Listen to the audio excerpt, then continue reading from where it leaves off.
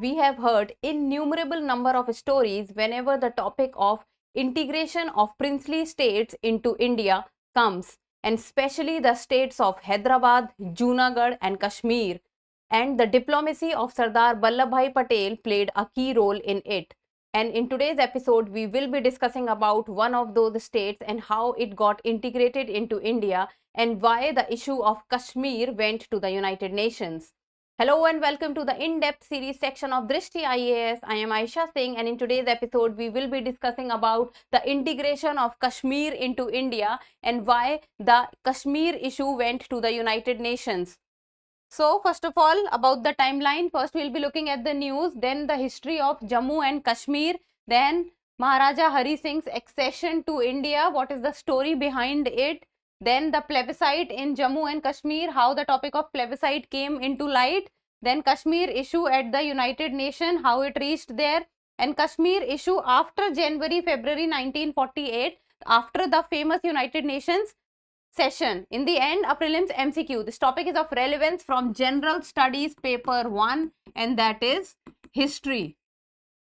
From exam perspective, you should be able to know the important aspects of how Kashmir became a part of India and how Hari Singh's accession to India took place. So, that news says the Kashmir issue, why India went to the United Nations and what happened after that. So, the Kashmir issue always remains in news. This is one topic which is in news throughout the year. But the main question that arises that why the Kashmir issue went to the United Nations. What is the story behind it? So, in today's episode, basically we will be talking about this.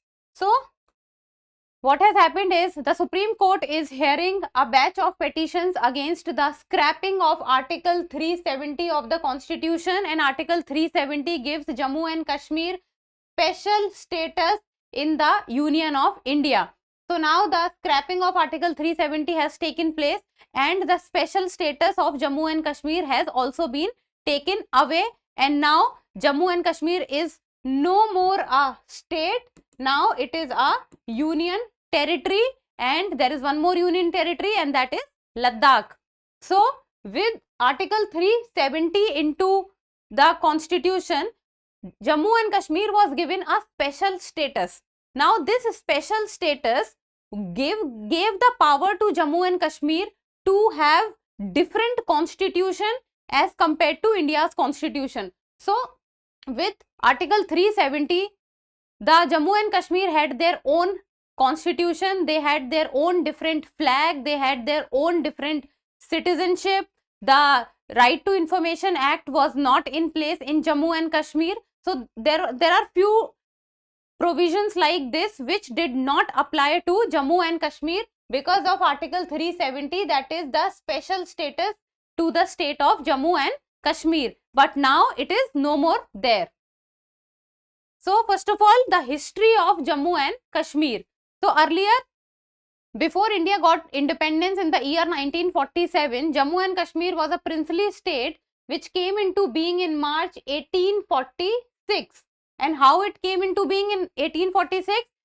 That is, the British, which was at that point of time ruling over India, so they, under the Treaty of Amritsar, after the first Anglo-Sikh War. So after the first Anglo-Sikh War, when the Treaty of Amritsar was signed, the Britishers sold Kashmir for a sum of 7.5 million Nanak Shahi rupees to Gulab Singh.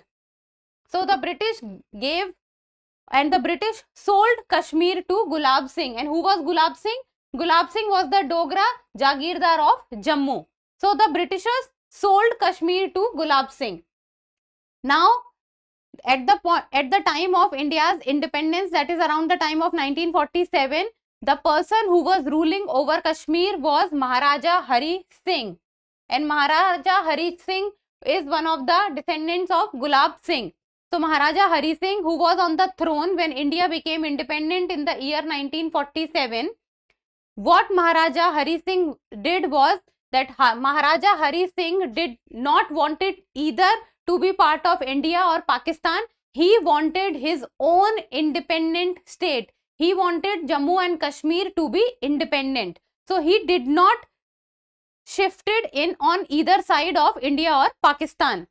So the princely states were given the option of joining either India or Pakistan or remaining independent. So these were the three choices: either join India or Pakistan or remain independent. But the third option of remaining independent at the time of when India and Pakistan partition was taking place, it was not considered to be an ideal situation.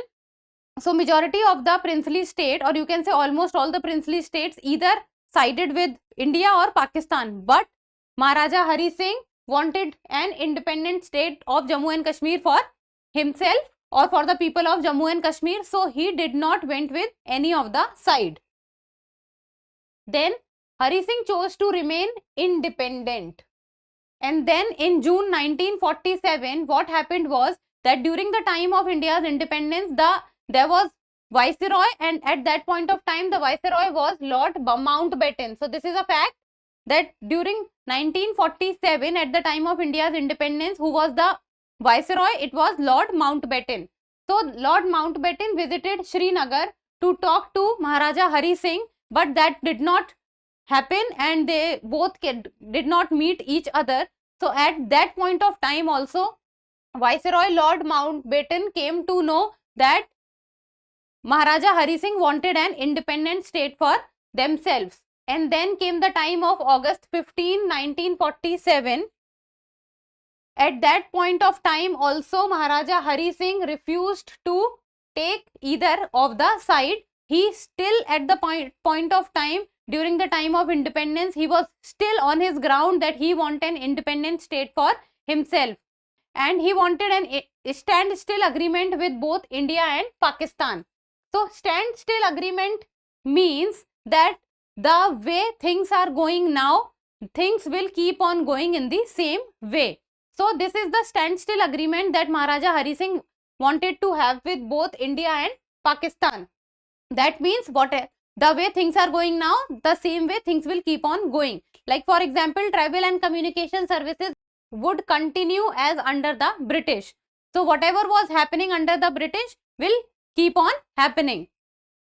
So this standstill agreement which Maharaja Hari Singh gave, what happened was Pakistan signed this agreement of standstill agreement, but India did not sign it. India preferred to wait for some time. Then when India and Pakistan gained independence, Jammu and Kashmir was still an independent state. So India gained its independence on 15th of August 1947. Pakistan also gained its independence. But at that point of time, all the states, all the princely states either went with Pakistan or India. But at that point of time also, Jammu and Kashmir was independent. So what happened after that was Hari Singh's accession to India. Now that when till 15th of August 1947, Kashmir was not part of India, they wanted their own independent state. Then what happened that Maharaja Hari Singh signed the instrument of accession and became a part of India. So that story of Hari Singh's accession to India was that till 15th of August 1947, Maharaja Hari Singh wanted an independent state for Jammu and Kashmir. Then what happened was, during the time of September 1947, at that point of time, Prime Minister of India, Jawaharlal Nehru, he wrote to Vallabhbhai Patel, Sardar Vallabhbhai Patel, that the situation in Jammu and Kashmir was dangerous and deteriorating. It means there was something wrong happening and India needed to see it. So Jawaharlal Nehru believed Pakistan planned to infiltrate into Kashmir because Pakistan wanted Kashmir to be on their side, but Maharaja Hari Singh was not ready to go on either of the side. So Kashmir on its own was independent, but Pakistan was trying every single thing that Kashmir can become a part of Pakistan. So what they did was they sent infiltrators from their end to do violence in Kashmir so that Kashmir becomes a part of Pakistan. So the infiltrators advanced quickly with Hari Singh's forces in no shape to defend the state. So what happened was, when the infiltrators, the militants from the Pakistan moved into Kashmir, Maharaja Hari Singh's forces was not capable enough that they could defend their Jammu and Kashmir. So what happened was, the infiltrators, they were moving and they were advancing very quickly into Kashmir. So they started taking many regions of Kashmir, that is like Muzaffarabad, and they also defeated the Maharaja's forces at Uri. So now at that point of time, seeing the infiltrators and the militants coming from the Pakistan side, Maharaja Hari Singh was under tremendous pressure that how to save his own state.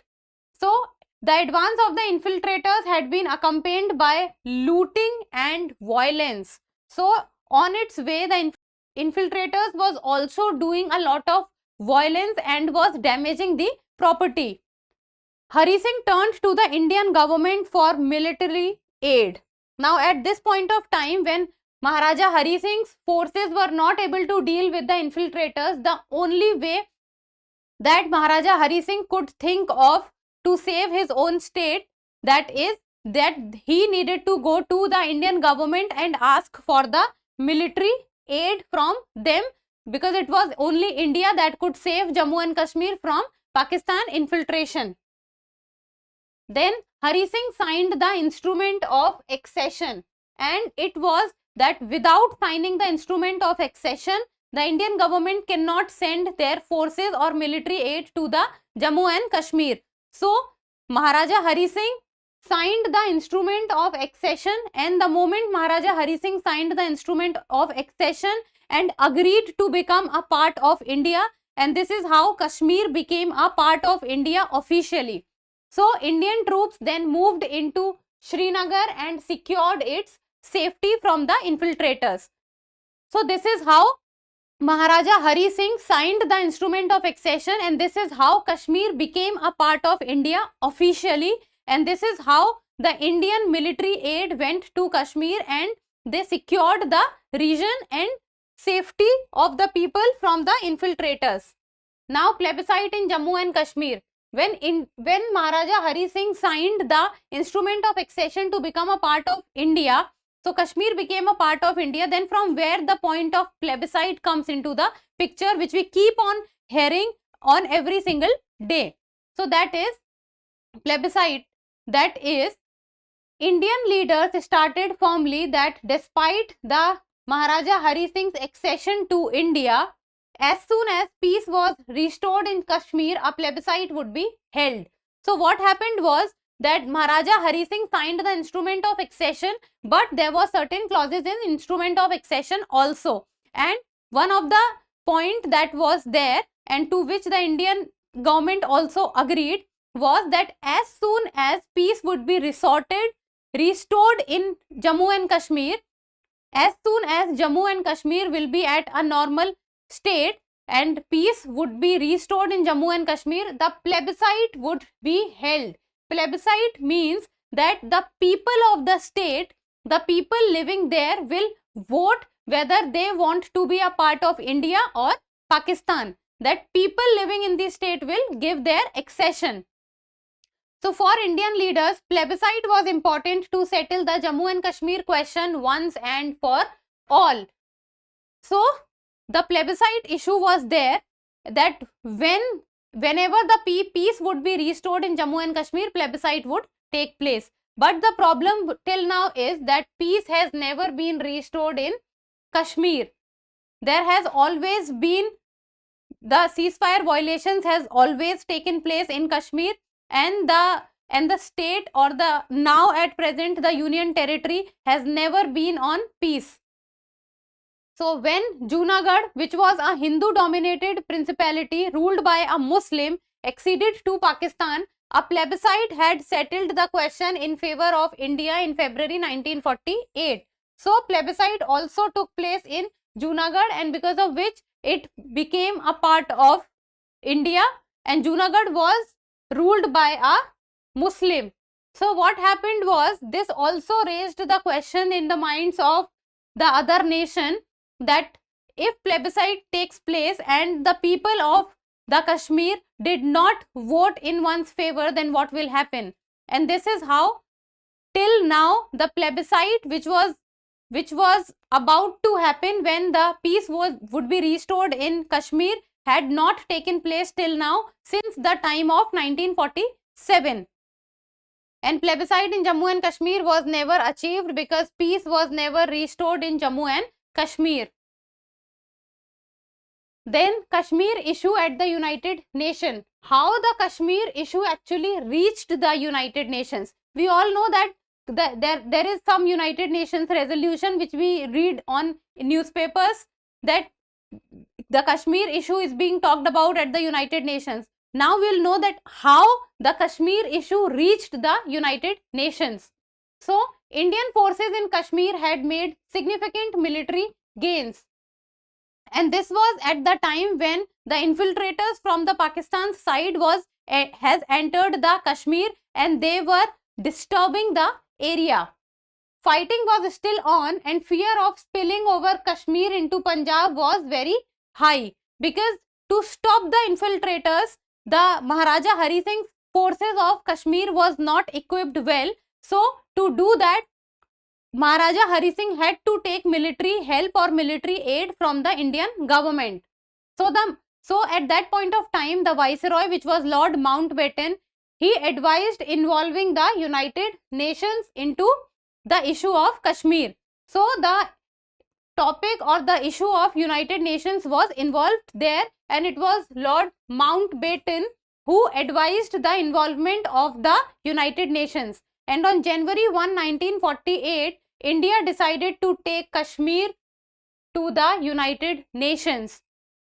It is on the advice of the Lord Mountbatten that India decided to take the issue of the Kashmir to the United Nations, because Lord Mountbatten thought that India and Pakistan would never be able to reach to a conclusion themselves on the Kashmir issue, because Pakistan wanted Kashmir to be its own side, and while Kashmir belonged to India.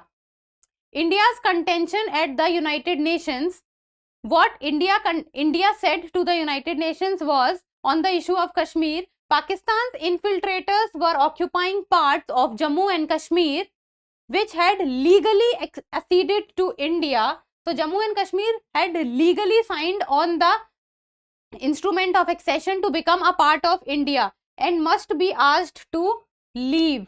So when Kashmir has legally become a part of India, then it should be with India. In 1948 United Nations session, what happened was, the Security Council, that is the United Nations Security Council, altered the agenda from the Jammu and Kashmir question to the India-Pakistan question. And this was a big setback for India, that from the issue of Kashmir, the situation turned and the tables turned, that from Kashmir issue, this agenda became the India-Pakistan question. And this was the 1948 United Nations session. And this is where India thought that the Britain or the United Kingdom, they have not done well with India to advise India to go to the United Nations, and Lord Mountbatten advice was also not considered good after that, because the issue from Jammu and Kashmir reached to India-Pakistan question.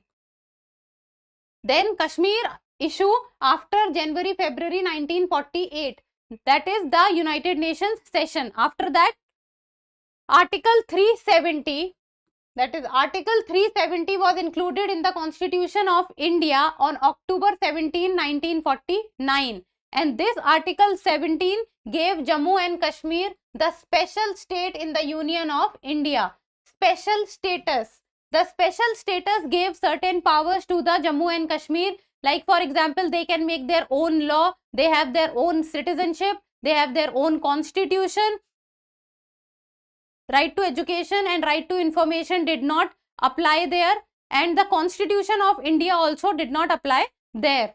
So this special status under Article 370 was added.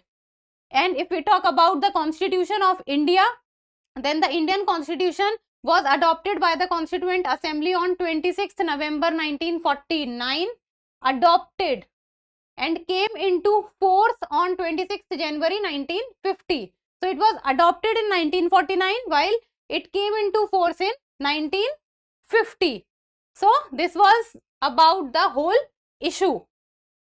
Now in the end, a prelims MCQ, and you people need to tell me the answer in the comment section. Consider the following statements. The Constitution of India was adopted by the Constituent Assembly on 26 January 1950. The Constitution of India came into force on 26 November 1949. Many a times people get confused in this, and that is why I am asking this question. So, which of the statement given above is or are correct? 1 only, 2 only, both 1 and 2, neither 1 nor 2. You should be able to solve this one. So, give me the answer in the comment section, and that's all for today. Thank you so much for watching. Till we meet next time, keep reading and keep writing.